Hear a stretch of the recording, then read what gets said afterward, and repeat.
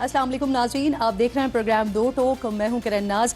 امریکی تجاویز پر ایران نے اپنا باقاعدہ جواب پاکستان کے حوالے کر دیا ہے۔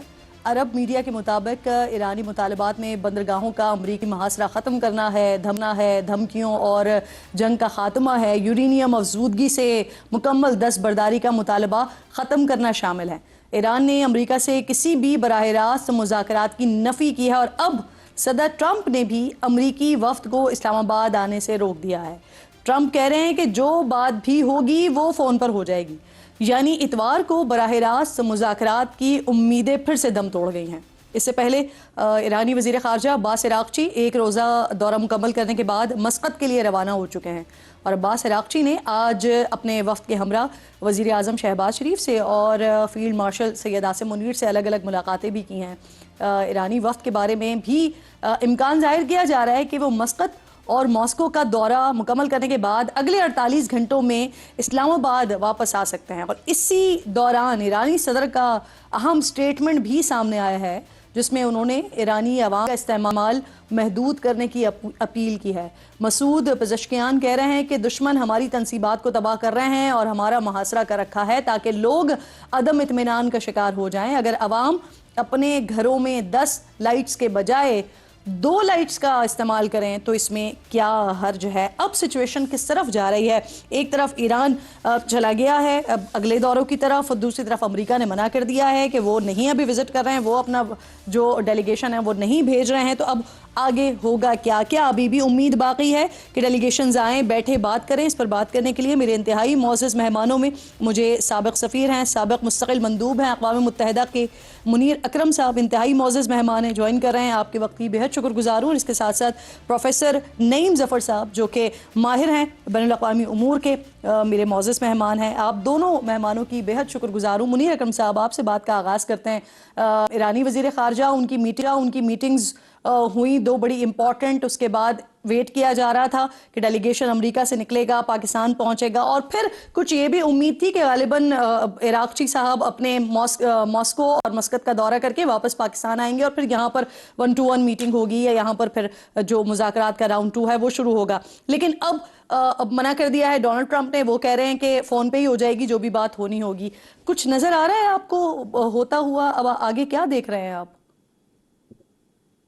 جی، اس سے یہی نظر آتا ہے کہ اب جب ایران نے کہا کہ ہم ڈائریکٹ مذاکرات کے لیے تیار نہیں ہیں، تو پھر یہ یعنی کہ نیچرل ہے کہ امریکہ نے بھی رکا دیا اپنی ڈیلیگیشن بھیجنے سے، کیونکہ جب تک کہ دونوں طرف کا یہ اگریمنٹ ہوگا کہ ڈائریکٹ ٹاکس ہوں گے تو انہوں نے تو اپنی ڈیلیگیشن تو نہیں بھجوانی ہے۔ اب یہی دیکھنا ہوگا کہ عراقچی صاحب نے کیا ہم سے کیا کہا ہے، ہم نے کیا ان سے کہا ہے۔ کچھ درمیانی کوئی کمپرومائز پروپوزل سامنے ہے یا نہیں ہے؟ جو مسئلے کھڑے ہوئے ہیں وہ یہ جو امریکن بلاکیڈ ہے اس کا مسئلہ ہے، ہرمز کا بلاکیڈ ہے۔ اگر اس کے اوپر کچھ انہوں نے پروپوزل دی ہے یا ہماری طرف سے کچھ پروپوزل ہے جو ہم دونوں طرف کو دینا چاہتے ہیں، یہ دیکھنا ہوگا کہ کچھ اس مسئلے کو حل کرنے کا کوئی طریقہ نظر آ رہا ہے یا نہیں آ رہا ہے۔ اگر نظر آ رہا ہے تو پھر شاید واپس وہ آ جائیں اور پھر امریکن ڈیلیگیشن بھی آ جائے، پر اگر یہ نظر آتا ہے کہ یہ مسئلہ ابھی تک حل نہیں ہو سکتا ہے اور اختلاف بہت ہیں اس کے اوپر۔ سر ایک کنفیوژن ہے یہاں پر۔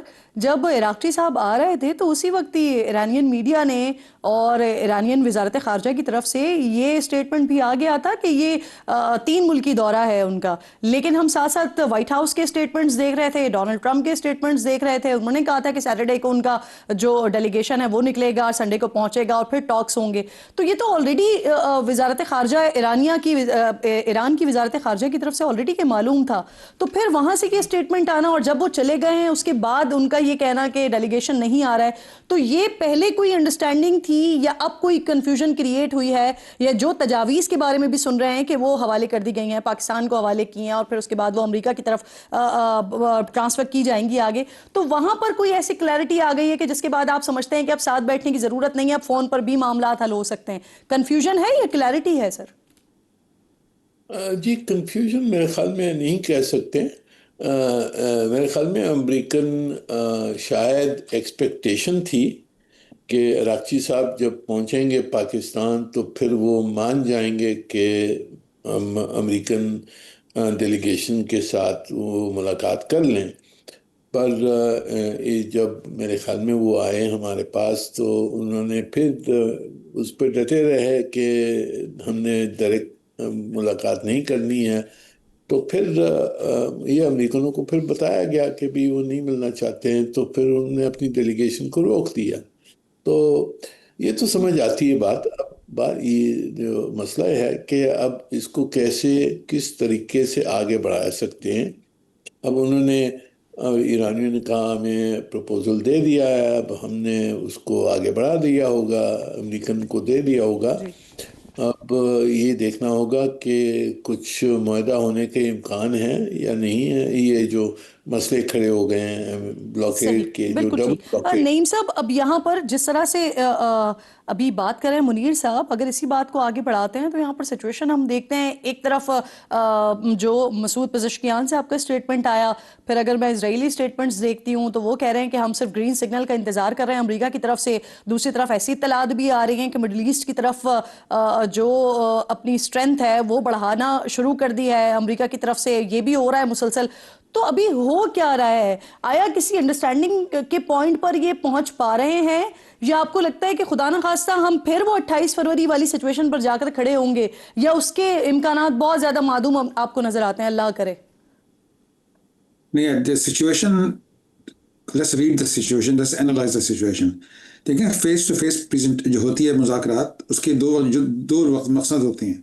One is to build the trust, one to figure out کہ ہاں کون کے ہارڈ لائن کہاں ہیں اور سافٹ لائن کہاں ہیں. جو مذاکرات ہوئے تھے وہ بہت سکسیسفل تھے, تو پہلی دفعہ ہوئے تھے, اس میں دونوں سائڈ سمجھ میں آ گئی کیا ان کی ہارڈ لائنز ہیں, کہاں سافٹ لائنز ہیں. انہیں تقریباً سب چیزوں میں اگریمنٹ ہو گئی تھی. چکر یہ ہوا کہ پھر جب اس نے اپنے اس نے جے ڈی وینس نے فون کیا ٹرمپ کو کہ سب چیزیں ہو گئی ہیں ہماری, ہم سائن کرنے کو تیار ہیں, وہ پھر یہ رکھ گیا. ٹرمپ کہتے نہیں ابھی اتنی جلدی سائن نہیں کرنا, ابھی تم واپس آ جاؤ, ابھی کچھ مزید ہم کرتے ہیں, اس کو دھمکیاں شمکیاں دیتے ہیں. کیونکہ پھر ایرانی طرف سے بھی چکر تھا, انہوں نے اگریمنٹ تو کر لیا تھا سب چیزوں میں. they even announced that we were inches away from final agreement. They had to go back, they had to get all other parties on the same page. IRGC has their own opinion, Parliament has their own opinion, Sadr has their own opinion. چونکہ supreme leader انکیپیسیٹیٹڈ ہیں, زخمی ہیں یا کوما میں ہیں یا بات نہیں کر رہے, تو there was no leader, they could not come to an agreement. Every faction کا اپنا تھا کہ یہ کریں وہ کریں. تو Iran is struggling with getting on the same page. They're getting so they can make a joint statement. America is waiting. امریکہ کے پاس وہ تو یعنی کہ آخر they were ready to sign if they can get a combined Sir, statement. America is still waiting, sir. ہاں تو ایران میں چکر نہیں ہو رہا, کوئی ایران میں they cannot come to the same page because there is nobody is in charge. So they have trouble coming to a common statement which they can agree to. So this is why there is no need for a face-to-face meeting. There will be a face-to-face meeting جب کہ agreement ہو جائے گا دونوں طرف سے, پھر آ کے ایک دوسرے کو شاباش کریں گے, سائن کریں گے, فوٹو آپ ہوگی, یہ ہوگا وہ ہوگا.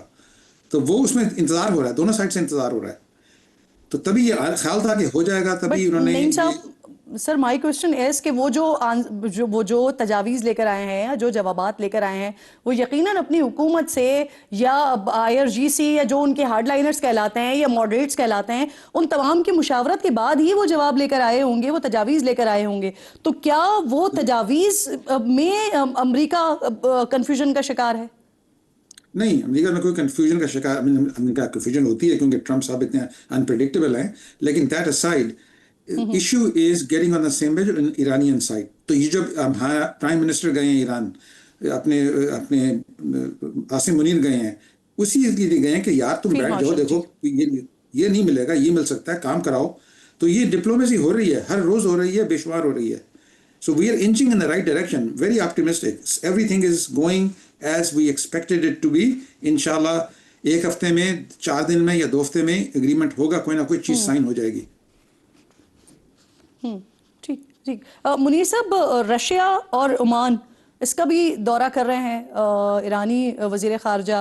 رشیا اس سے پہلے بھی ثالثی کے حوالے سے پیشکش کر چکا ہے، لیکن آلریڈی وہ امریکہ کے ساتھ ایک سلسلہ ہے، تو وہاں وہ شاید ایسا لگتا ہے کہ ان کے وہاں پر تو کوئی بات نہیں بن سکتی. عمان اس سے پہلے والے جو دور ہو رہے تھے اس میں بڑا امپورٹنٹ رول پلے کر رہا تھا. تو کیا آپ کو لگتا ہے کہ اس والی ابھی جو سچویشن ہے، ابھی جو سارا سیناریو ہے، اس میں عمان کا اور ماسکو کا بھی امپورٹنٹ رول ہو سکتا ہے، یا وہ کوئی کردار ادا کر سکتے ہیں؟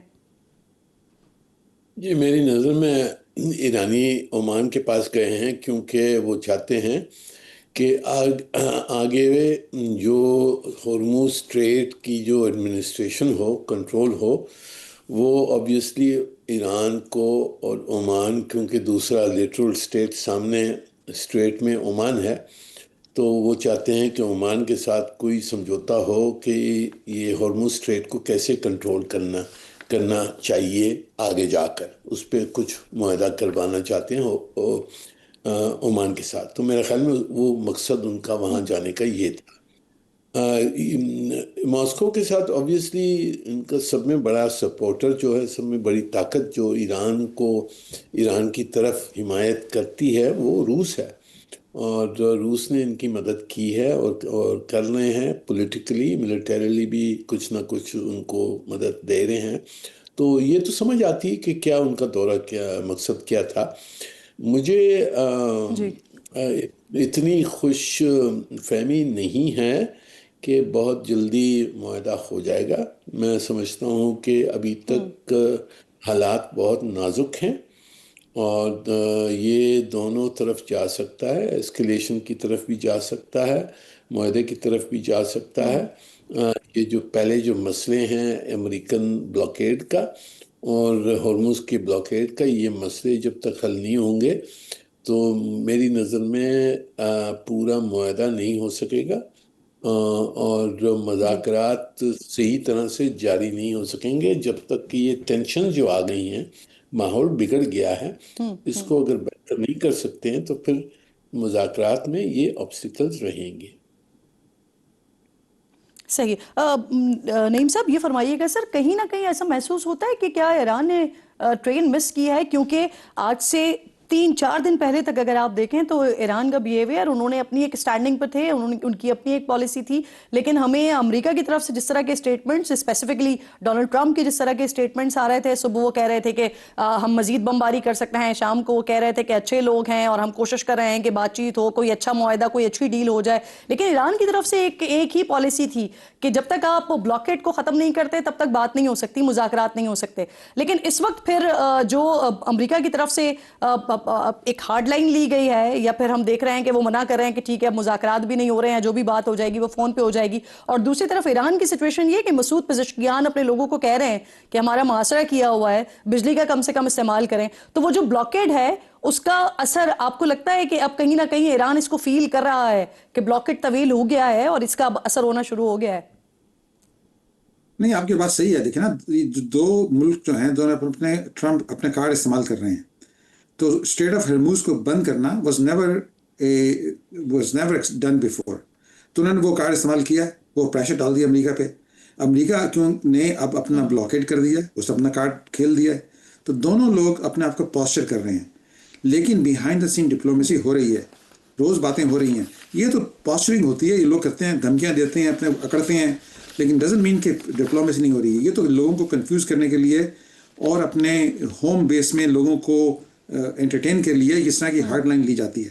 بیہائنڈ دا سین جو ڈپلومیسی ہوتی ہے وہ تو ہو رہی ہے، lot of flexibility is being shown, لیکن this is for the consumption of your home base. So don't get distracted کہ دھمکیاں دی جا رہی ہیں، یہ ہے ہارڈ لائن ہے، بلاکیڈ ہے. یہ تو لوگ کہیں گے جب تک اچانک ایک دن ہاں وہ سب کام ہو گیا، ہمارا اگریمنٹ ہو گیا، دیکھو ہم we won, we got all this thing. تو اس طرح کی آئیں گے بیانات آئیں گے shortly.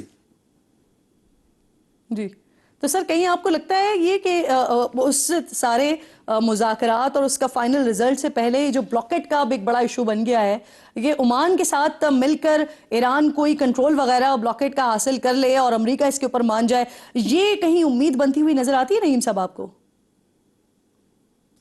So, yeah, Oman could be critical because Gulf of Oman and Strait of Hormuz, وہی ایک پانی کا ایک ساحل ہے، ایک دوسرا ساحل ہے، تو ان کو اگر زیادہ کنٹرول کیا جائے تو یہ ایکسٹرا پریشر ڈالنے کے لیے، کیونکہ اگر آپ کے پاس اگر نائٹروجن اور اپنی all the fertilizer do not leave the Strait of Hormuz, you have a serious problem of famine and food shortage worldwide. So this is why it's both sides are trying to put maximum pressure تاکہ بحث کے بات ہو جائے اور negotiation ہو جائے. سو دس is negotiation tactic, یہ بھی shortly melt ہو جائے گا. یعنی it can also go the other way, situation is fragile. بالکل ٹھیک. منیر صاحب، آپ کو لگتا ہے کہ عمان کے ساتھ مل کر کچھ اچیو کیا جا سکتا ہے یا امریکہ کے اوپر اس چیز کا پریشر ڈالا جا سکتا ہے کہ بلاکٹ کو لفٹ کرے؟ جی دیکھیں، میری نظر میں عمان نہیں مانے گا. جو ایرانی چاہتے ہیں کہ ہرمز پہ ہمارا یعنی کہ دونوں کا ساتھ میں کوئی کنٹرول ہو، کیونکہ عمان نہیں مان سکے گا، کیونکہ امریکن تو اس کو نہیں مانیں گے نا کہ ایران کو کنٹرول دیں یا ایران ہو عمان کو، دونوں کو کنٹرول دیں.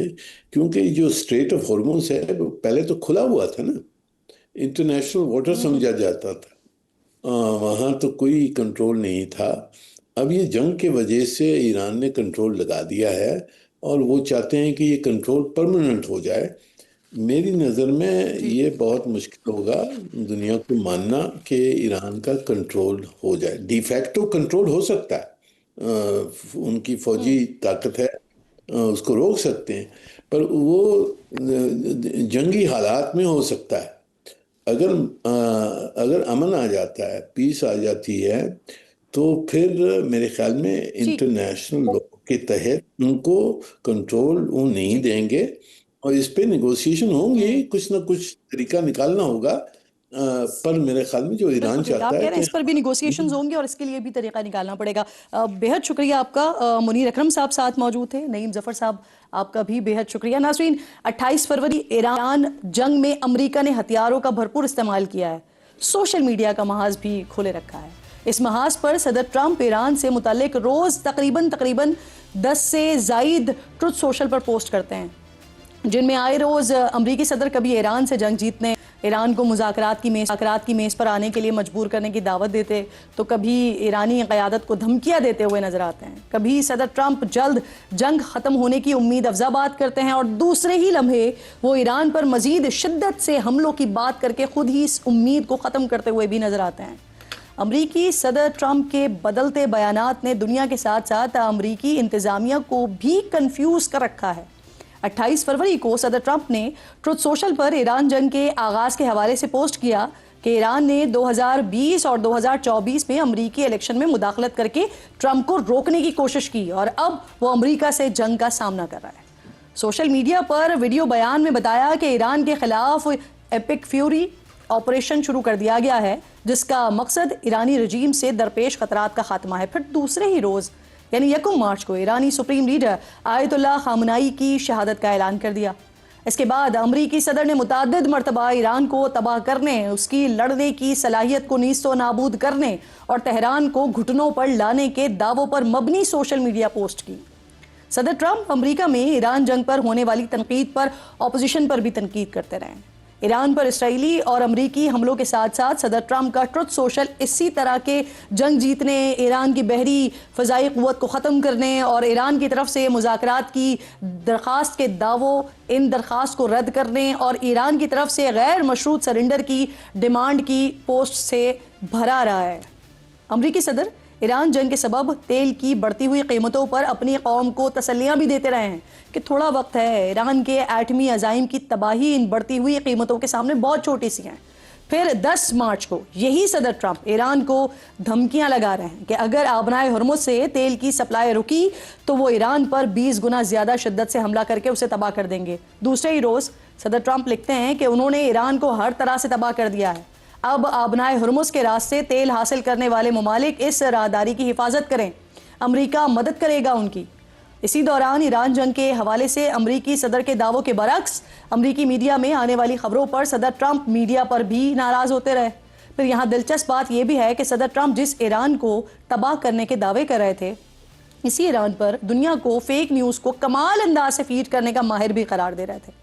22 مارچ کو صدر ٹرمپ کے رویے میں ذرا جھنجھلاہٹ نظر آنے لگی، جس کا مظہر ان کی یہ پوسٹ تھی جس میں وہ ایران کو آبنائے ہرمز 48 گھنٹوں میں مکمل کھولنے بصورت دیگر شدید ترین حملے کے لیے تیار رہنے کی دھمکی دے رہے تھے۔ لیکن اس دھمکی کے ایگزیکٹلی 24 گھنٹے بعد ہی 90 ڈگری کا یو ٹرن لیتے ہوئے صدر ٹرمپ نے 5 روز کے لیے ایران پر حملے روکنے کا اعلان کرتے ہوئے کہا، گزشتہ 2 دنوں کے دوران ایران کے ساتھ اچھی بات چیت ہوئی ہے۔ 22 مارچ تک جنگ کے 22 دنوں میں صدر ٹرمپ نے ایران جنگ سے متعلق تقریباً 100 پوسٹ کیے ہیں۔ 5 دن تک حملے روکنے والے صدر ٹرمپ کا صبر 4 دن بعد ہی جواب دے گیا، اور انہوں نے ایران سے بات چیت کرنے والوں کو عجیب و غریب کہہ کر پھر دھمکی دے دی کہ سنجیدہ ہو جائیں وہ، اس سے پہلے کہ بہت دیر ہو جائے۔ پھر دوسرے ہی روز ٹروتھ سوشل پر صدر ٹرمپ مختلف انداز میں یہ کہتے ہوئے نظر آئے کہ وہ ایرانی حکومت کی درخواست پر انرجی پلانٹ کی تباہی کا ارادہ 10 دنوں یعنی 6 اپریل تک مؤخر کر رہے ہیں۔ لیکن اس دوران بھی صدر ٹرمپ کے سوشل میڈیا پر ایران جنگ میں کامیابی کے دعوے، ایرانی حکومت کی تعریف اور آبنائے ہرمز کی بندش پر بیانات اور دھمکیاں جاری رہیں، اور صدر ٹرمپ اپنی بے چینی کا اظہار روز بدلتے ہوئے رویوں کے ساتھ ٹروتھ سوشل پر کرتے رہے۔ پھر آیا ناظرین 5 اپریل کا دن۔ 10 دنوں کی ڈیڈ لائن ختم ہونے میں ابھی 24 گھنٹے باقی تھے، لیکن صدر ٹرمپ کا جواب دے گیا صبر، اور گزشتہ دنوں تک ایران کی نئی قیادت کے لیے ان کی تعریفیں دھمکیوں کی حد کراس کرتے ہوئے باقاعدہ گالیوں میں تبدیل ہو گئیں۔ اور 7 اپریل کو صدر ٹرمپ نے ایرانی تہذیب کو ہی صفحہ ہستی سے مٹانے اور ایران میں رجیم کی تبدیلی کے ساتھ ایرانی عوام کو گاڈ بلیس کا پیغام دے دیا۔ لیکن اس موقع پر پاکستان کی ثالثی کی کوششوں سے دنیا بڑی تباہی سے محفوظ ہو گئی، اور صدر ٹرمپ نے ایران پر حملہ 2 ہفتے روکنے کا اعلان کیا۔ اسلام آباد میں ایران اور امریکہ کے درمیان مذاکرات کا پہلا دور ہو گیا، لیکن کوئی حتمی معاہدہ نہیں ہونے پر 12 اپریل کو صدر ٹرمپ نے 2 ہفتے کی سیز فائر کے دوران ایران پر وعدہ خلافی کا اعتراض اٹھاتے ہوئے آبنائے ہرمز کی ناکہ بندی کا اعلان کر دیا۔ بڑھتی ہوئی ٹینشن کے ماحول میں جب ایران نے آبنائے ہرمز کھولنے کا اعلان کیا تو صدر ٹرمپ سوشل میڈیا پر خوشی کا اظہار اور اس راہداری میں ایران کے ساتھ مل کر مائنز کی صفائی کا اعلان کرتے ہوئے دکھائی دیے۔ لیکن 2 دن بعد ہی صدر ٹرمپ سوشل میڈیا پر یہ کہہ کر غصہ کرتے ہوئے نظر آئے IRGC پر کہ ایران نے آبنائے ہرمز میں سیز فائر کی خلاف ورزی کی ہے، اور یہی ناراضی کا سلسلہ آج تک جاری ہے۔ اب دلچسپ بات یہاں پر یہ ہے کہ دشمن تو دشمن صدر ٹرمپ کے ٹروتھ سوشل کے وار سے امریکہ کے دہائیوں پرانے اتحادی اور دوست ممالک بھی محفوظ نہیں ہیں۔ کبھی وہ نیٹو کو کاغذی شیر قرار دے کر اس مغربی اتحاد سے نکلنے کی باتیں کرتے ہیں، وہیں پھر لگے ہاتھوں بھارت کو جہنم کا گڑھا قرار دے کر اپنے پرانے ساتھی کی توہین کرتے نظر آتے ہیں۔ صدر ٹرمپ کی سوشل میڈیا پوسٹ سے خود امریکی انتظامیہ اور امریکی سیاستدان بھی کافی ناراض دکھائی دیتے ہیں۔ کوئی ان کے ذہنی توازن پر سوال اٹھا رہا ہے، کوئی انہیں بے قابو شخص قرار دے کر امریکہ کے لیے نقصان دہ قرار دے رہا ہے۔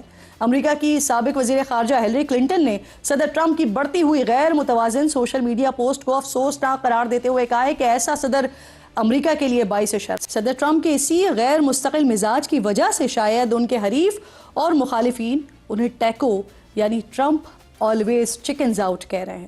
ایک بریک لیجئے، بریک کے بعد واپس آتے ہیں تو کل پیٹرولیم پرائزز میں ایک بار پھر اضافہ کیا گیا ہے 7 دن کے لیے، بات کرتے ہیں تفصیل سے۔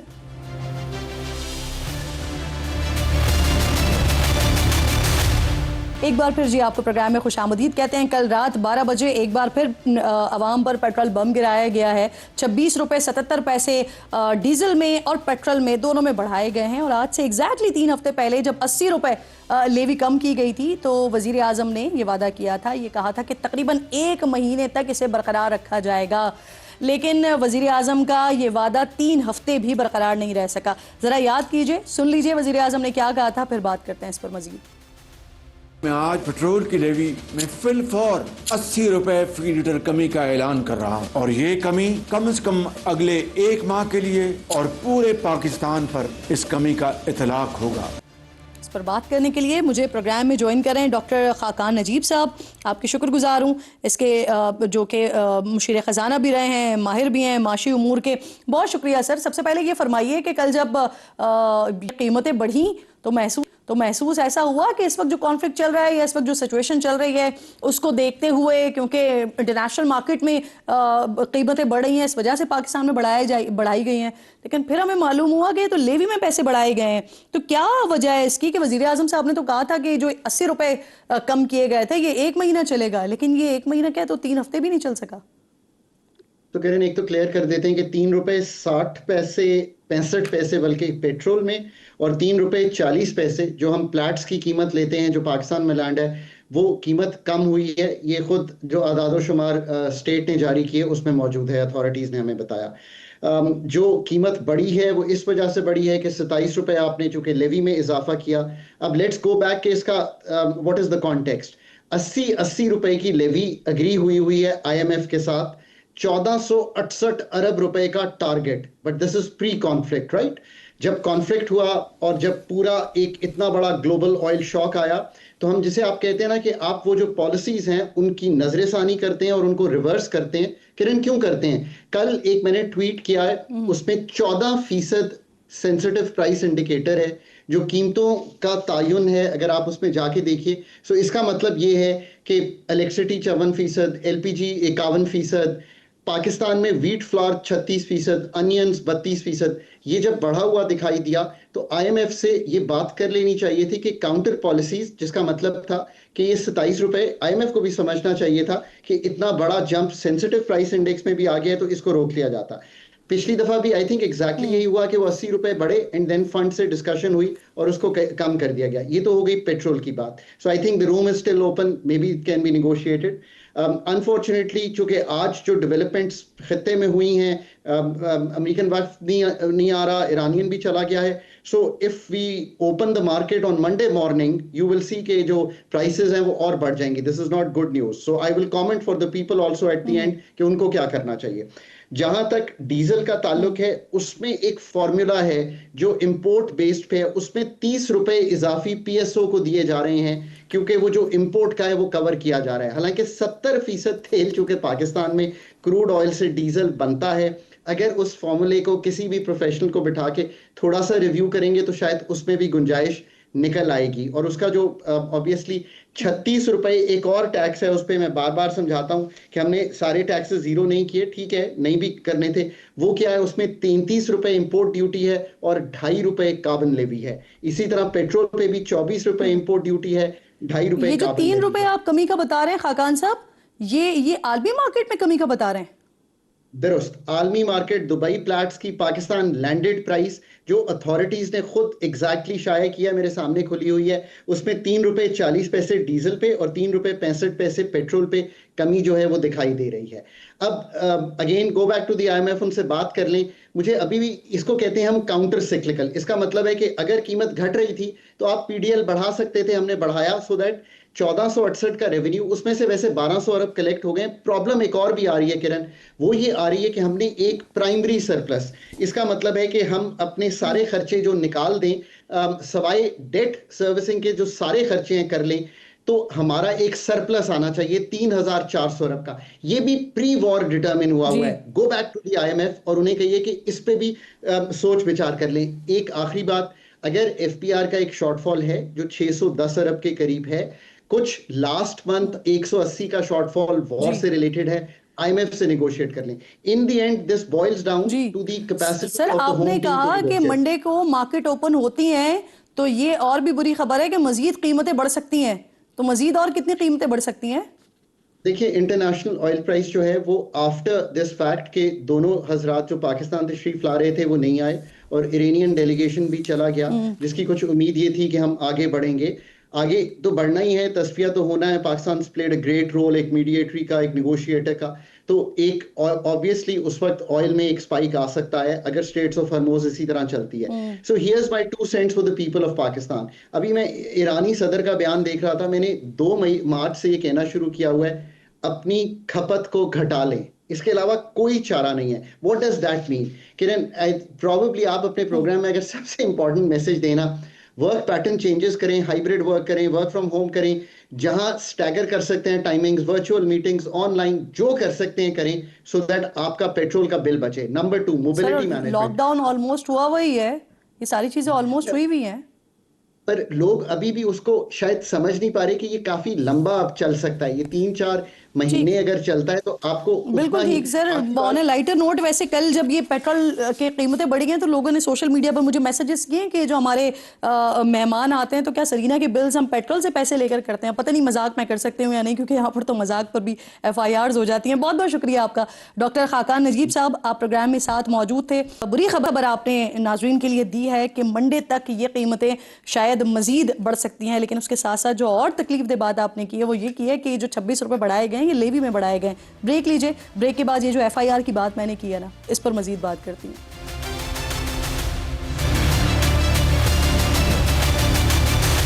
ویلکم بیک ونس اگین جی. خبردار, مزاح جرم ہے یہاں پر.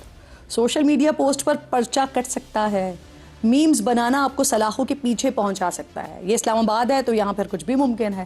تھانہ ترنول, یہاں درج ہوئی ہے ایک FIR. حکومت کے حالات کے ستائے شہری نے دل کا غبار نکالنے کے لیے سوشل میڈیا کا سہارا لے لیا. ترنول پھاٹک کو ابنائے ہرمز سے ملا ڈالا اور پھر پولیس نے نہ صرف اس کے خلاف مقدمہ درج کیا بلکہ گرفتار بھی کیا اس کو. اس پوسٹ میں کسی پر کوئی تنقید نہیں ہے, کسی کی تضحیق نہیں ہے, کسی کا ذکر نہیں ہے. پھر یہ جو گرفتاری ہوئی ہے یہ تو سمجھ سے بالکل ہی بالاتر ہے. سیز فائر کے دوران ابنائے ہرمز کے معاملے پر سوشل میڈیا پر درجنوں, سینکڑوں نہیں بلکہ ہزاروں اور لاکھوں میمز بنی ہیں. تو پھر کیا سب کے خلاف کیسز بنیں گے, سب کو جیلوں میں ڈالا جائے گا؟ اور سب سے بڑھ کر یہ کہ یہ مذاق صرف سوشل میڈیا تک محدود نہیں رہا ہے, خود حکومتی شخصیات اپنی تقاریر میں ذکر کر رہی ہیں اس کا. یاد کیجئے ذرا, سنیے. آپ نے سنا ہوگا بڑی بڑی اس پہ بنی ہے کہ جو کیا کہتے ہیں ہرمز, اسٹریٹ آف ہرمز کھل گئی لیکن یونیورسٹی روڈ نہیں کھلا. پتہ نہیں انہوں نے آپ کی باتیں سن لی, ہرمز واپس بند کر دی ساروں نے. ایسا نہ کریں, اللہ تعالیٰ کبھی سن بھی لیتا ہے نا. تو کیا وزیر اعلیٰ سندھ کے خلاف بھی پھر FIR کاٹی جائے گی؟ چلیے ان میمز ڈپلومیسی کی ذرا دوسری جھلک بھی دکھا دیتی ہوں نا آپ کو. جب امریکہ کے نائب صدر JD وینس یہ پاکستان آئے تھے تو اس وقت پاکستان کا سوشل میڈیا میمز سے ان کو ویلکم کر رہا تھا, اور ان میمز کو امریکی میڈیا میں بھرپور کوریج ملی تھی. نیو یارک پوسٹ کی نمائندہ, انہوں نے اس پر ایک خصوصی رپورٹ بنائی تھی جس میں ان کو کہیں چائے کے ہوٹل پر دکھایا گیا تھا, کہیں چپلی کباب تلتے ہوئے دکھایا گیا تھا. کچھ نے تو یہاں تک حد کر دی تھی کہ JD وینس نے جب اپنے طیارے سے نیچے تباہی کے مناظر دیکھے تو کہا کہ دیکھیں ہم نے ایران میں کافی تباہی پھیر دی ہے, جس پر انہیں بتایا گیا کہ یہ ایران نہیں ہے بلکہ کراچی کی یونیورسٹی روڈ ہے. دوسری طرف امریکی صدر جب اپنی سوشل میڈیا پوسٹ کے ذریعے ایران کو دھمکیاں دے رہے تھے تو ایران اس کا جواب میمز کے ذریعے دے رہا تھا. دنیا بھر میں قائم ایرانی سفارت خانوں کے اکاؤنٹس پر میمز کا ایسا دفاعی بیانیہ بنایا جا رہا تھا جس نے دنیا کے کونے کونے میں نہ صرف ایران کے مخالفین کو نیچا دکھایا بلکہ ان کو ہنسنے پر بھی مجبور کیا. بس فرق صرف اتنا ہے کہ وہاں اسلام آباد پولیس نہیں ہے. آج ہی بڑی اچھی خبر آئی کہ پاکستان نے کامیابی کے ساتھ الیکٹرو آپٹیکل سیٹلائٹ EO3 اس کو کام خلا میں بھیج دیا ہے. اسپاکو کو بڑا اچھا کام کیا, مبارک ہو ان کو. ایک طرف ناظرین ہم خلا کو چھو رہے ہیں اور دوسری طرف جو زمینی حالات ہیں ہمارے وہ ایسے ہیں کہ مذاق اس کو بھی جرم بنا دیا جائے. بہتری کی ضرورت ہے. پروگرام کا وقت ختم ہو گیا ہے. انشاءاللہ ناظرین سے ملاقات ہوگی کل. اپنا اور اپنے ملک کا خاص خیال رکھیے. فلسطین کو, مقبوضہ کشمیر کو اپنی دعاؤں میں یاد رکھیے. اللہ نے کے بعد.